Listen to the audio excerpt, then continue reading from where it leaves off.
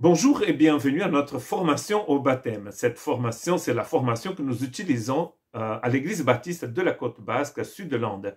Ceci est la 9e vidéo de notre formation. Aujourd'hui, je voudrais parler avec vous sur ce que le baptême signifie en étudiant les textes des évangiles qui parlent du baptême de Jean-Baptiste.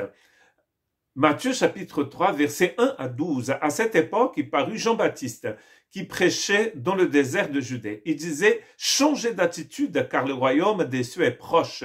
Jean est celui, c'est Matthieu qui explique que Jean est celui que le prophète Esaïe avait annoncé lorsqu'il a dit « C'est la voix de celui qui crie dans le désert. Préparez le chemin du Seigneur, rendez ses sentiers droits. » Jean portait un vêtement en poil de chameau et une ceinture de cuir autour de la taille. Il se nourrissait de sauterelles et de miel sauvage. Les habitants de Jérusalem, de toute la Judée et de toute la région du Jourdain se rendaient vers lui. Reconnaissant publiquement leurs péchés, ils se faisaient baptiser par lui dans les eaux du Jourdain. Cependant, quand il vit beaucoup de pharisiens et de sadducéens venir se faire baptiser par lui, il leur dit, race de vipères, qui vous a appris à fuir la colère à venir? Produisez donc du fruit qui confirme votre changement d'attitude et ne vous avisez pas de dire en vous-même, nous avons Abraham pour ancêtre. En effet, je vous déclare que de ces pierres, Dieu peut faire naître des descendants à Abraham.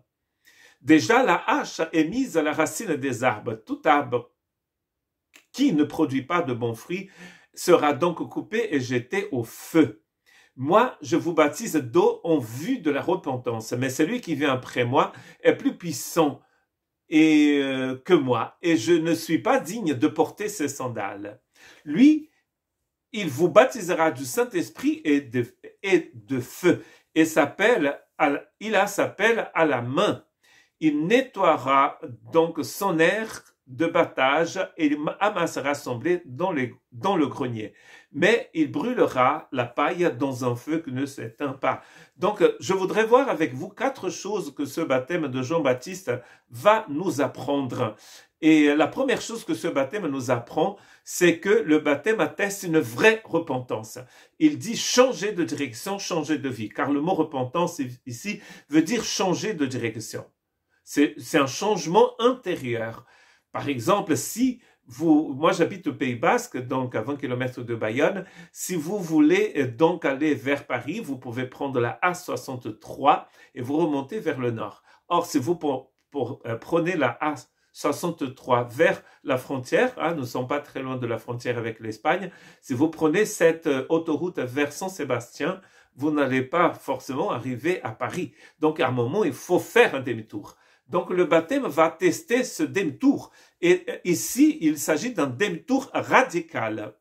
Et donc cette immersion dans l'eau symbolise un genre de noyade. C'est-à-dire que là, il a une partie de la personne, il a le vieil homme qui va mourir. Et pour que la nouvelle création sorte de cette eau. Et donc, en fait, ce changement, il faut que ça soit un changement radical. Vraiment, nous parlons, par exemple, ici en France, nous parlons d'un enterrement de vie de célibataire. Et donc, c'est une soirée, enfin, un rite de passage, en quelque sorte, où la personne va marquer la fin de sa vie de célibataire pour entrer dans la vie du couple. Et donc le baptême est quand même un changement radical. Il marque ce changement radical. Il est important qu'avant le baptême, la personne puisse vraiment prendre cette décision de suivre Jésus et de laisser le Saint-Esprit le changer. Parce que bien sûr, nous ne pouvons pas nous changer. La nouvelle naissance, c'est un miracle divin. C'est Dieu qui le fait. Mais on voit bien ici, dans le texte de Jean-Baptiste, mais aussi dans celui de la Pentecôte. C'est bientôt, aujourd'hui, c'est le 26 mai.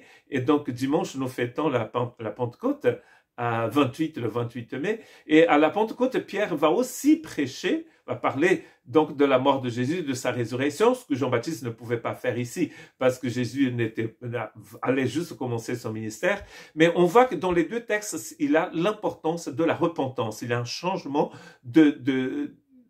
là, dans votre cœur, dans votre tête.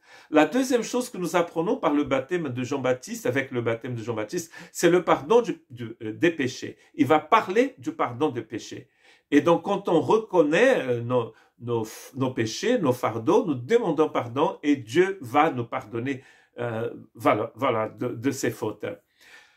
Il y a ici dans le baptême probablement l'idée d'une purification intérieure, n'est-ce pas? Cette eau va symboliser en fait le Saint-Esprit qui va faire cette purification. Et donc il y a le pardon du péché. Il y a ici aussi dans Matthieu 3, dans le baptême opéré par Jean-Baptiste, une vision de la colère divine à laquelle nous allons échapper avec la repentance et avec le pardon de péché. Et nous pouvons penser à ce que s'est passé à l'époque de Noé, où Noé prêchait aussi cette repentance en quelque sorte, et les gens qui sortaient de cette génération corrompue, que c'était celle de Noé, qui vivaient à ce moment-là, ils pouvaient en fait accepter de rentrer dans l'arche pour échapper au déluge. Donc il y a quand même un jugement qui vient sur l'humanité, et en fait le baptême ici parle de cette colère divine de laquelle nous échappons par la conversion et le pardon des péchés. Et il y a bien sûr ici une préparation à la venue du Christ. Et pour Jean-Baptiste, il y a la préparation bien sûr du ministère de Jésus tout court, mais il y a aussi une attente de ce retour de Jésus qui est là aussi. Quand on parle de jugement, on parle forcément du retour de Jésus. Le Seigneur revient bientôt et par notre baptême, nous sommes en train de dire Maranatha en quelque sorte. Plus nous nous approchons en fait de la réalité, de l'enseignement que nous avons donc à apprendre avec le baptême, plus nous sommes en train de proclamer en quelque sorte Maranatha, de dire Seigneur viens. Sommes en train de crier haut et fort Maranatha. Notre engagement est très important dans le royaume de Dieu. Je ne veux pas dire qu'il est important pour Dieu, Dieu n'a pas besoin de nous, c'est nous qui avons besoin de Dieu. Mais c'est important pour la proclamation.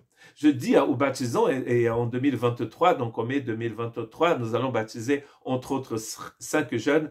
Peut-être si des Brésiliens entendent cela, des Coréens, enfin d'autres pays où on a l'habitude de baptiser beaucoup de monde. Déjà, moi je me suis fait baptiser quand j'avais 14 ans, en 1974. Oh là là, ça date. Et en 1974, le jour de mon baptême, nous étions 300 personnes. Vous imaginez, en 74 et dans les années 70, on ne vivait pas encore ce réveil que nous vivons en Amérique latine en 2023. Et donc, c'était déjà énorme. Ma sœur, la plupart de mes cousins, on s'est fait baptiser le même jour. Or, ici, quand on baptise 5 jeunes, c'est vraiment un miracle. Je pense que les anges vont venir chanter avec nous. Et donc, vous voyez que c'est vraiment très important. Quand ces jeunes se font baptiser, ils sont en train d'attester, en fait, de proclamer à tout le monde que eux, ils veulent suivre Jésus. D'ailleurs, la dernière fois qu'on était tous ensemble pour notre formation, je leur ai demandé, au bord d'ailleurs de la piscine où nous allons réaliser le baptême, je leur demandais pourquoi est-ce que vous voulez vous faire baptiser, et ils étaient unanimes. Nous voulons suivre Jésus. Nous voulons vraiment montrer que nous sommes des disciples de Jésus. Et donc le baptême, 4 choses que nous apprenons avec le baptême de Jean-Baptiste. Il annonce une vraie repentance. Il annonce aussi le pardon des péchés. Il annonce que nous pouvons échapper à la colère à venir, et il annonce aussi cette préparation du retour du Christ. La venue du Christ qui s'est passée déjà il y a 2000 ans, mais aussi le retour du Christ quand il va venir vraiment pour que le royaume de Dieu soit définitivement partout et que nous puissions rentrer dans ce royaume et y vivre pour toujours. Que Dieu vous bénisse.